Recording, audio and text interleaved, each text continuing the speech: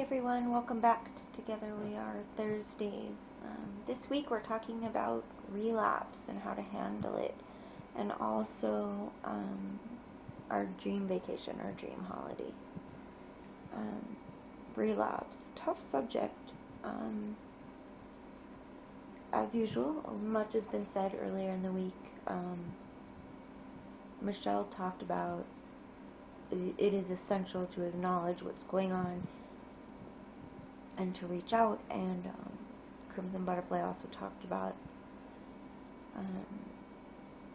remembering your reasons and not allowing yourself to talk yourself into a full relapse. But what I want to say, and Crimson mentioned this too, and you guys have probably, if you follow my videos, have heard me say it a million times. Recovery is not a linear journey, ever, okay? Forward steps and backward steps are both part of the choreography of this crazy-ass dance we all are doing. And tools along the way is one thing. I guess my main focus on this is, you guys already know, like, we have several videos, like, recovery toolbox, and, you know, repertoire, and whatever else we've titled things like tools for recovery, and talked about what's helped us, or commented on different therapies, etc. I want to focus on the psychology of relapse and how the psyche perpetuates it at times. And it can be, as the girls have said, like one slip, right? Like one lapse becomes this perpetual excuse to completely immerse or to completely relapse. Personally, in my experience and in my research knowledge,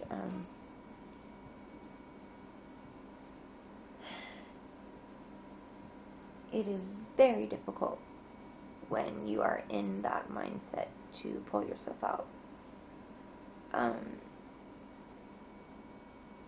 Other girls were talking about stressors, recognizing stressors.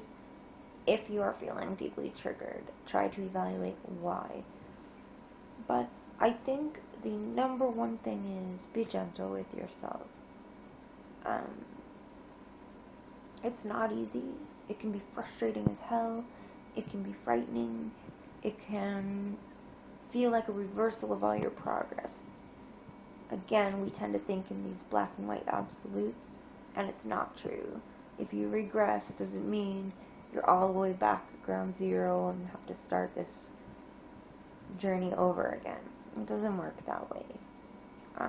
There is no unknowing experience. There is no undoing incidences where you have conquered the thoughts. And just remember that if you are in a very dark place and you can't find your way out, hang in there. If you can make yourself do it, and this is the thing, if you can make yourself do it, review old things that helped you, reasons to recover, tools that work, music, getting out of the house, calling somebody that's your special go-to person 24/7, whatever. Talk to your therapist, whatever works for you. But if you are, it is so easy to talk about what to do in a relapse when you're not in a relapse, because once you cross that line, there are whole new rules of how people think and act and make decisions, and it's not necessarily that easy. So what I recommend is be with what's going on.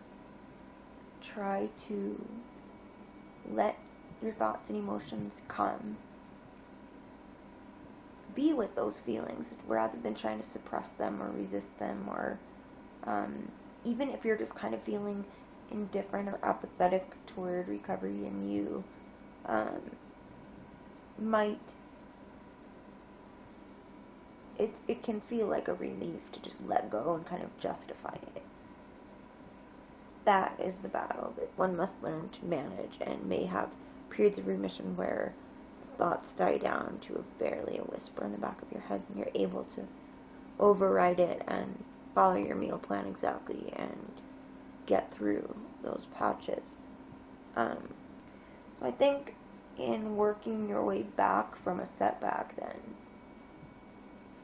the number one most critical thing is give yourself credit for your successes and realize that a back step, number one, is not a failure, and number two, does not erase all of your progress to that point. Start focusing on tiny, infinitesimal, if need be, steps back up. And this is something we all need more practice at, is acknowledging our accomplishments, being gentle with ourselves. These things happen, and sometimes it might take a close friend to say, hey, you really seem like you're regressed, do you want to talk? In that moment, like we live in the now, I'm always saying, in that moment where you're re-immersed, it's like, how do I explain this? Okay. It is really common for sufferers to talk about, regardless of which side of that thin red line you are on between overt pathology and health. I'm trying to find balance on that line, but depending on which side you're on, the other side takes on this dreamlike recollection quality. The healthy mind, the rational, logical, sane, non-pathological thought process is diametrically opposed to that of the ED. So we tend to synthesize the experience as a vague thing in the past, or surreal like a dream. It doesn't feel real, if you know what I mean. So it's so difficult. It is very easy, if you are in a stable place, to say what you should do during a relapse, but just know that sometimes you can't pull yourself out right away. And that's just part of the journey. It doesn't mean you're doomed. It doesn't mean you're a failure. And it certainly doesn't mean that you are any worse off than, or in any way taking a back step in your own journey. It's in no way a failure. That's really important to remember. And hopefully you have cultivated enough connections now that if you regress, even if you say nothing, even if nobody's around to see your behaviors, the very fact that you begin to isolate again, maybe start avoiding talking or avoiding people, engaging in symptoms, somebody's going to notice. And hopefully that person can challenge the ED voice and say, hey, there's a lot of reasons why you've been fighting this, and it's time to get back on the fight.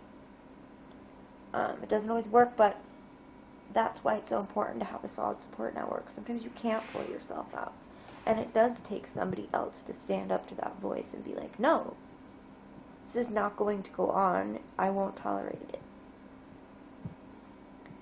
We are stronger together, and we can help each other in that way, big time.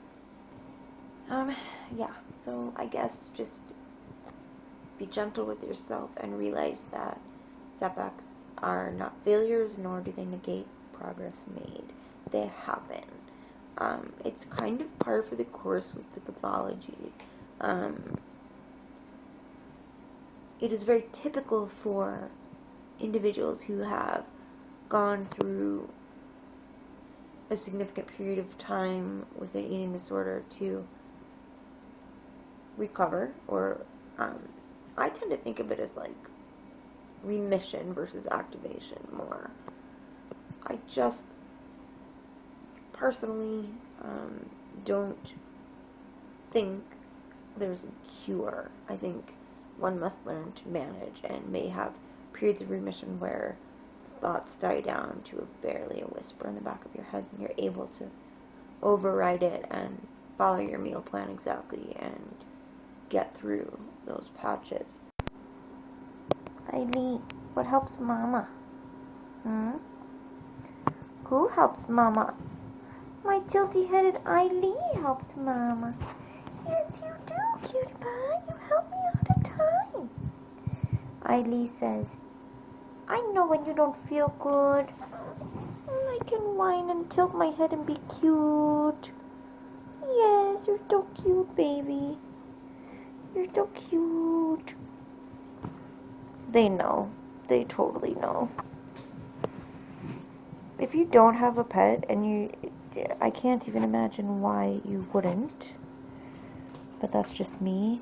They are so, some people have service dogs for sensing seizures or low blood sugars, or are disabled and the dog helps them physically. You know what? If you look up, dang it, it's a study from the Nederlands with puppies little Sheltie dogs, I think it was, puppies that were given to eating disorder sufferers, that helped them because animals are so in tune with body language. They know when you're not well, and their behavior and their reaction can be an important cue to how you're doing, and often can warn you very much earlier on than you or somebody else might perceive.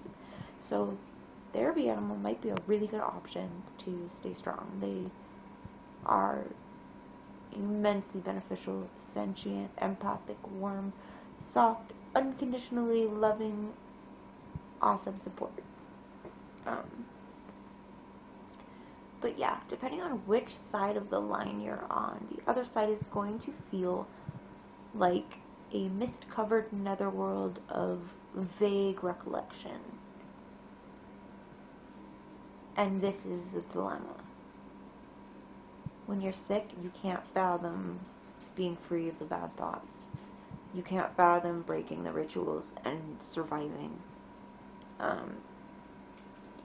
When you're healthy, especially after a bad time sick, it doesn't feel real. It feels like it was a dream or in another lifetime that you were sick. It's part of the way the mind protects us. So it's really important to recognize that as well, that depending on which side you're on, your perspective is completely different. So yeah, in a stable place it's really easy to say what you should do, but it's a lot more difficult in reality, and I just want to mention that because I don't want to give viewers the false sense that you should just know, and you should just know better, and you should just be able to rely on. It's not an easy thing at all. Not that anybody was implying that at all. I just wanted to voice that thought that it is normal and to be expected that these things are difficult. I'm always talking about Stephen Levenkron. He's like the father of modern anorexia treatment. He's written a ton of books. He has very clearly articulated this tendency for people to spend a great deal of time in stable recovery, and then at some other phase of life they may have a relapse. The most common seems to be sufferers who were young children, teenagers, or young adults. Recover, be stable, and then some midlife event, or prior to that, especially in women, getting pregnant can trigger a relapse because body changes bring back a whole bunch of stuff. It happens. It doesn't mean that you're bad, or that you're doing something wrong, or that you haven't done enough. I mean, all of these thoughts are going to take a long time to deconstruct, but that it can be done. Compassion for self. One of the things that helps a lot with that when you're trying to think about how do I be nice to myself or give myself any kind of recognition for good things. Do an empathic exercise. How would you respond to somebody you love in the same situation? Like, say you found yourself skipping meals and felt the euphoria of restriction again and really didn't want to get back on the journey to healing in a proactive manner. If this was your best friend or your significant other, somebody you dearly love, and it happened to them, would you be thinking of them as a failure and a loser and a weakling and not good enough? Absolutely not. You'd respond with compassion and you'd know this isn't their fault. I love and support them. It's not a failure. Just remember that too. Okay, too many babblies. My dream vacation would be to go to the Galapagos Islands. I would love to see the Darwinian finches, which helped him come up with his theory of evolution. My stepmom is banned. She loved it. Also, the marine life out there is incredible. Really cool stuff. And I'm like a big aviculturist, ornithology aficionado, I guess. I'm really passionate about marine life and conservation and stuff. So yeah, the Galapagos would just be absolutely mind-blowing to see. So yeah, that's what it would be for me. What about you guys? If you're watching, let us know. I'd love to hear everybody else's concept of the perfect vacation. I can tell you Mr. Empath's would be to go to London. He wants to go to the UK so much. He is the most Anglophilic Anglophile ever. Yeah, so much love, be well, and as usual, if you have a comment or a question or a topic idea or anything, feel free to contact myself or anyone else on the team. We are here for you always. You are not alone. Much love and be well, precious ones. See you next week.